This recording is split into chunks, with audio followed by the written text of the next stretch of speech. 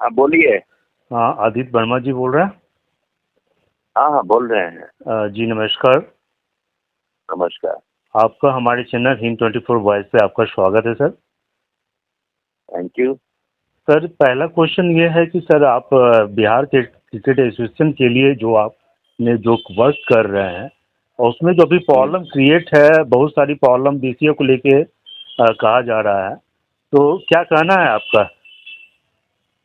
देखिए, एक्चुअली में आप जो सवाल पूछे हैं थोड़ा उसको हम डीपली जाके बता देना चाह रहे थे जी कि राज्य का विभाजन हुआ था 2000 में। जी तो जी बिहार से कट के झारखंड बना था जी और मध्य प्रदेश से कट के छत्तीसगढ़ बना था, उत्तर प्रदेश से कट के उत्तराखंड बना था। जी तो उत्तर प्रदेश और मध्य प्रदेश का क्रिकेट बरकरार रहा और बिहार के साथ दुर्भाग्य क्या हुआ हाँ कि बिहार को छीन के मान्यता झारखंड को दे दिया गया। अच्छा। तो 2002-03 से ही मेरी लड़ाई इस चीज के लिए शुरू हुई थी। यही कारण है कि बहुत सारे बिहार के प्लेयर वो झारखंड जाके अपना वो क्रिकेट खेलना शुरू कर दिए थे। अरे पूरा 2 दशक बिहार के बच्चों का भविष्य अंधकार में डूब गया था। लेकिन थैंक्स टू सुप्रीम कोर्ट 4 जनवरी 2018 को माननीय मुख्य न्यायाधीश दीपक मिश्रा साहब के बेंच ने बिहार को दोबारा बीसीसीआई को निर्देश दिया कि बिहार खेलेगा। तो इसमें तो आपका सर बहुत अहम योगदान है, आपने फाइट करा है। देखिए, अपने अपने से तारीफ तो करना ठीक नहीं है, लेकिन हम इस मामले में बिहार के मिट्टी का लाज रखते हुए इस पूरे लड़ाई को मैंने अकेले लड़ा। और 4 जनवरी 18 को जब आदेश हुआ, पेशे से मैं वकील नहीं हूँ, क्रिकेटर हूँ, लेकिन मैंने उस दिन इन पर्सन बहस किया था माननीय सर्वोच्च न्यायालय में। तो अभी बिहार क्रिकेट के अध्यक्ष का भी टर्म पूरा हो चुका है, तो अभी क्या कहा जाएगा? इस टर्म के बाद कुछ डिसीजन लिया जाएगा? अरे वो तो लोढ़ा जी का लोढ़ा कमेटी का ही रिफॉर्म्स है जो मेरे पिटीशन पे बना था। और उस हिसाब से अगर आप 6 साल काम कर लिए हैं तो फिर आपको 3 साल ब्रेक लेना पड़ेगा। तो उस हिसाब से वर्तमान अध्यक्ष जो है राकेश तिवारी, उनका सितंबर में 6 साल पूरा हो जाएगा। अच्छा। तो जो अगला चुनाव ड्यू है बिहार क्रिकेट का, उसमें राकेश तिवारी नहीं रहेंगे। अभी जो जांच भी चल रही है, शायद एसआईटी और निबंधन विभाग की जांच भी चल रही है। वो तो दूसरा इशू है, वो तो दूसरा इशू है। वो इशू ये है कि ये बिहार का बच्चों का दुर्भाग्य है और मुझे भी अपने आप पर कभी कभी गुस्सा आता है कि मैंने अपनी पूरी जवानी बर्बाद किया बिहार के बच्चों के लिए, बिहार के क्रिकेट के लिए। लेकिन अंतोगत्वा 29 सितंबर 2019 को जब राकेश तिवारी जी अध्यक्ष बन के आए, जो क्रिकेट के मैदान क्या क्रिकेट में कभी कहीं से नहीं, किसी जिला से नहीं, लेकिन क्योंकि एक भौकाल मचाते हुए किसी बड़े लोगों का नाम लेते हुए और बिहार क्रिकेट का अध्यक्ष बन गए, उसी दिन से काला इतिहास का पल्ला पन्ना शुरू हो गया। बीसीए के ज्यादा मेंबर तो वो क्रिकेटर भी नहीं है। वो तो छोड़िए ना, वो तो बात का चीज है। जी। उसके बाद क्या हुआ कि दूसरे राज्य के खिलाड़ियों को इमिग्रेशन रैकेट बना के कौशल तिवारी, नीरज सिंह राठौर जैसे मनोज कुमार लोग, जो मनीष राज सीओ, ये लोग एक तरह से दलाल हो चुके हैं बिहार क्रिकेट का। इनका काम है बाहर के लड़कों को बिहार लाओ, उनका बर्थ सर्टिफिकेट बनाओ, आधार चेंज करो, एलिजिबल करो और बिहार से मोटा मोटा पैसा लेके खिलाओ। इसमें पूरे सबूत के साथ भी कोतवाली थाना में केस हुआ था। उसके अलावा आपको सुन के आश्चर्य होगा कि बिहार क्रिकेट का खाता HDFC बैंक बोरिंग और पटना में है। उस खाता का एक सिग्नेटरी थे ट्रेजरर स्वर्गीय आशुतोष नंदन जी। दुर्भाग्यपूर्ण उनकी 24 जून 24 को मृत्यु हो गई। और आप बिलीव नहीं कीजिएगा कि बिना बैंक को बताए हुए 26 जून से 28 जून 48 घंटे के बाद बैंक से करीब 31-32 लाख रुपया की निकासी हो गई। इसका केस कृष्णापुरी थाना में।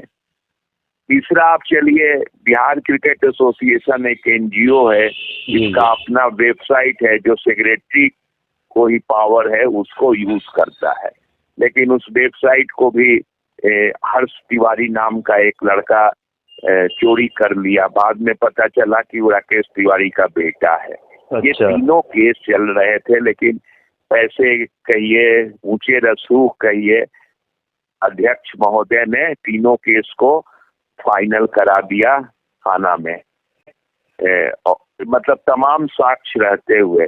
लेकिन थैंक्स टू मतलब बिहार के जो आज के डेट में हमारे पुलिस महानिदेशक महोदय हैं, उन्होंने सारे चीजों को देखते हुए, सारे कंप्लेन को और रिकॉर्ड को देखते हुए उन्होंने एक एसआईटी बनाने का आदेश दे दिया।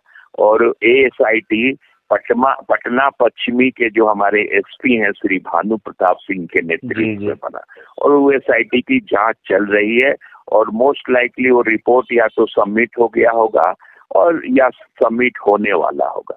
तो ऐसी स्थिति है। बिहार क्रिकेट पूरे हिंदुस्तान में हंसी का एक ऐसा जगह हो गया है कि लोग कहते हैं कि क्रिकेट खेलना है तो पैसा दो और जाके बिहार में खेलो। खुद 5 अगस्त 2024 को जब मेरे रिट पर पटना हाई कोर्ट के सिंगल जज ने जो उस दिन आदेश पारित किया, आदेश के पहले उन्होंने कहा कि अगर कोर्ट रूम में कोई मीडिया वाले मौजूद हैं तो इसको लिखिए। जज साहब ने कहा कि मेरे पंजाब वगैरह के वो हमको बोल रहे हैं कि बिहार में तो 35-40 लाख खर्चा कीजिए, क्रिकेट खेल लीजिए। ऐसी एक माननीय जज की टिप्पणी थी। बताइए, तो ये दुर्भाग्य है बिहार का। उसी की लड़ाई हम लड़ रहे हैं और मुझे उम्मीद है कि सफलता मिलेगी।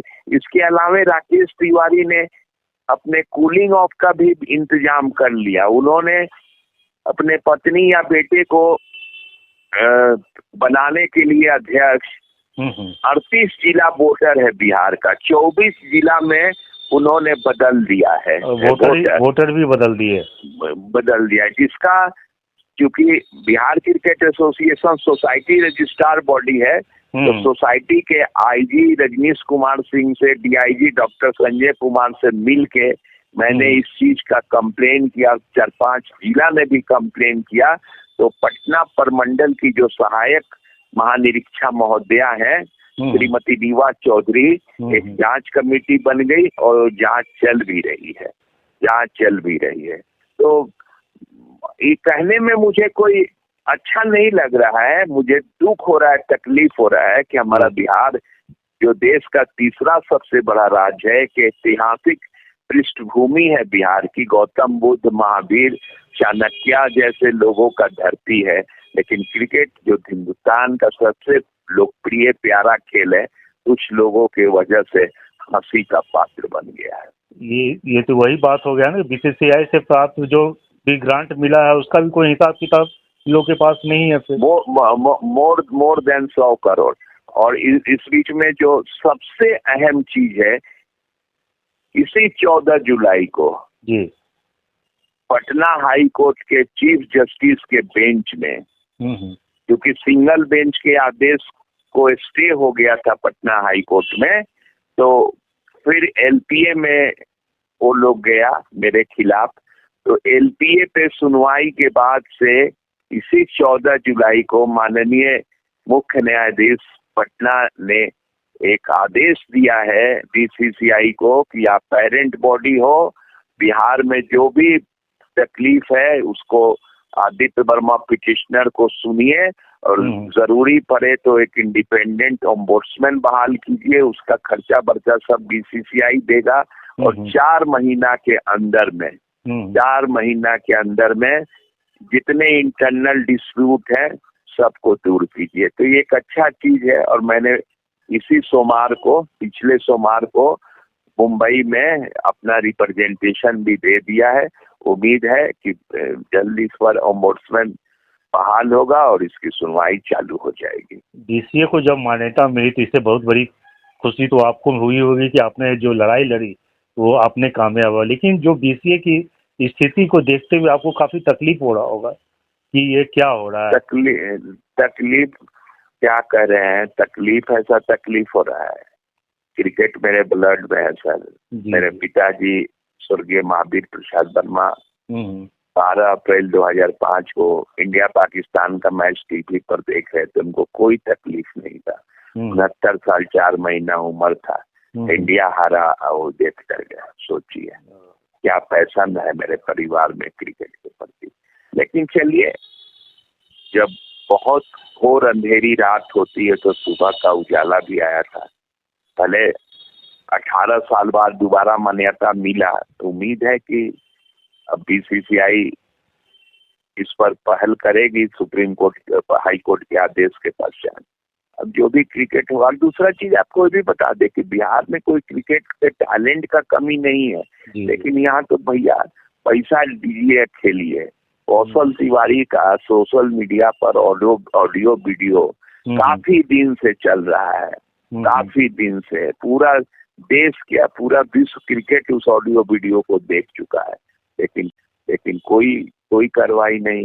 बीच में हम लोगों ने कुछ मीडिया मित्रों ने भेजा, दिल्ली में भी 4 बच्चों के साथ ठगी कर ली गई थी। उन लोगों ने भी केस वेस किया है। वो लोग भी वीडियो पर गुहार लगा रहे हैं कि इतना पैसा हम दिए। और सबसे बड़ी बात है अकाउंट टू अकाउंट ट्रांसफर किए थे। बहुत सारी चीजें हैं, लेकिन उम्मीद है कि जल्द ही बीसीसीआई लोकपाल बहाल करके इन सब चीजों को सुनेगा और एक विधि सम्मत बिहार के बच्चों के उज्जवल भविष्य के लिए एक अच्छा निर्णय देगा। चलिए, आपकी लड़ाई कामयाब होंगे भी आप सबसे बड़ी बात है कि आप अकेले फाइट कर रहे हैं इस बीसीए के लिए। नहीं, पूरा बिहार का आशीर्वाद मेरे साथ है। जी। पूरा बिहार का मेरे साथ आशीर्वाद है। इसलिए बहुत बहुत धन्यवाद सर। और आदित्य सर, बहुत बहुत धन्यवाद इतनी सारी जानकारी देने के लिए।